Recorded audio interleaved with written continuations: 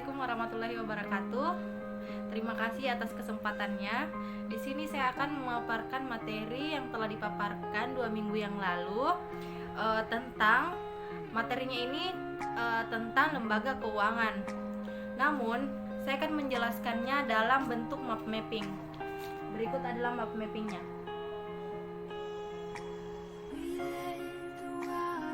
Kurang jelas ya teman-teman karena ini berbentuk video. Jadi di sini akan saya menjelaskan beberapa poin yaitu tentang pengertian fungsi lembaga keuangan, terus jenis-jenis lembaga keuangan, lalu manfaat lembaga keuangan itu sendiri. Poin 1 yaitu pengertian tentang lembaga keuangan.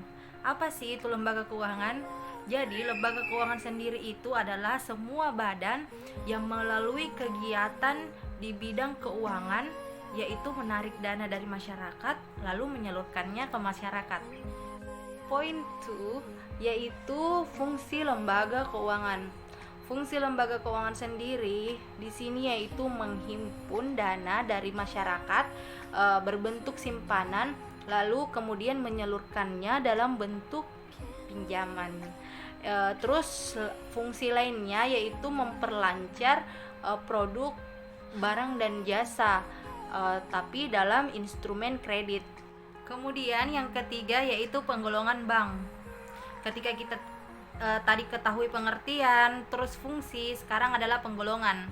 Penggolongan bank itu ada berbagai jenis, yaitu yang pertama berdasarkan jenisnya. Berdasarkan jenisnya ini pula terbagi menjadi dua, yaitu bank umum dan bank perkreditan rakyat atau BPR. Yang kedua yaitu berdasarkan kepemilikannya. Berdasarkan kepemilikannya ini terbagi lagi, yaitu bank milik pemerintah, bank milik pemerintah daerah, terus bank milik swasta nasional, kemudian bank ASEAN atau bank campuran. Yang ketiga yaitu berdasarkan kegiatan usaha. Berdasarkan kegiatan usaha ini lagi terbagi teman-teman menjadi bank devisa dan bank non devisa. Terus yang keempat yaitu berdasarkan bentuk hukum. Bentuk hukum ini terbagi lagi menjadi bank BPD, bank persero, terus kemudian bank koperasi. Yang terakhir yaitu berdasarkan pembayaran jasa. Pembayaran jasa ini terbagi lagi menjadi bank berdasarkan bayaran bunga, terus bank berdasarkan pembayaran hasil keuntungan.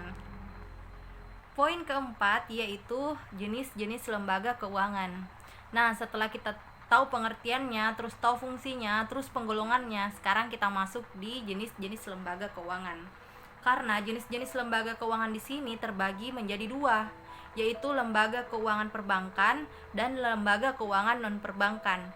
Nah, lembaga keuangan perbankan ini yaitu adalah lembaga keuangan yang menghimpun dana dari masyarakat,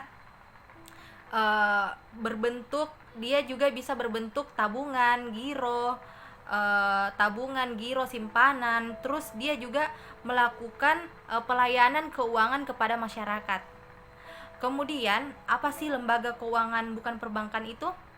Lembaga keuangan bukan perbankan yaitu salah satu lembaga yang memberikan berbagai jasa keuangan yang menarik dana dari masyarakat secara tidak langsung.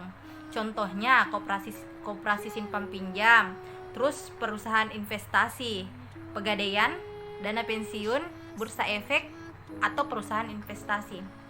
Kemudian, lembaga keuangan perbankan. Apa sih lembaga keuangan perbankan itu? Contohnya bank sentral. Nah, lembaga keuangan perbankan ini misalnya bank sentral. Jadi fungsi bank sentral itu dia adalah agen fiskal pemerintah. Kemudian dia menentukan kebijakan moneter. Terus yang ketiga, dia mengatur evaluasi dan pembinaan perbankan.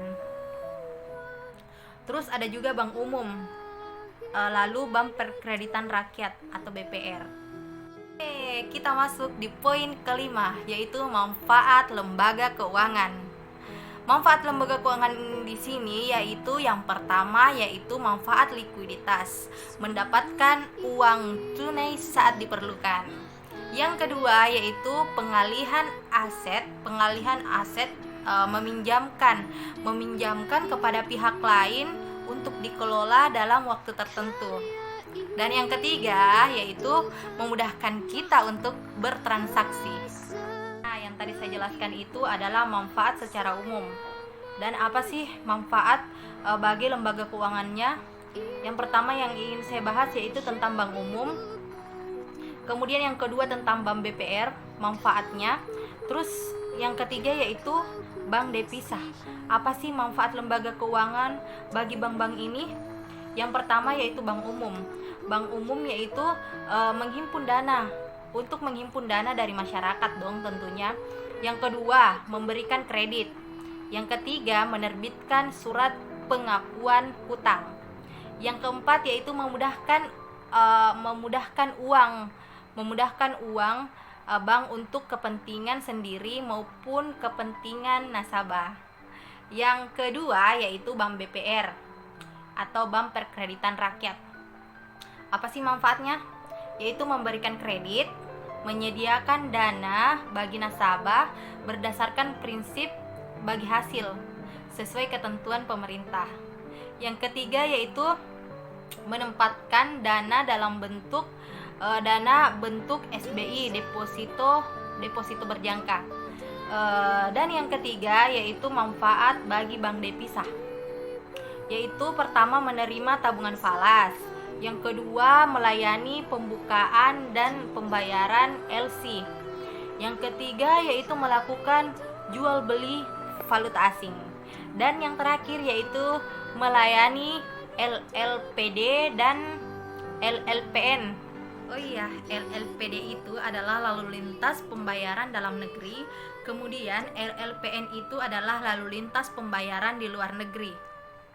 Mungkin hanya itu yang bisa saya jelaskan terkait materi yang telah diberikan. Kemudian membuat map mapping, hanya itu yang bisa saya jelaskan dalam sesingkat-singkatnya. Lebih dan kurangnya mohon dimaafkan. Jangan lupa tetap jaga jarak, memakai masker, kemudian cuci tangan.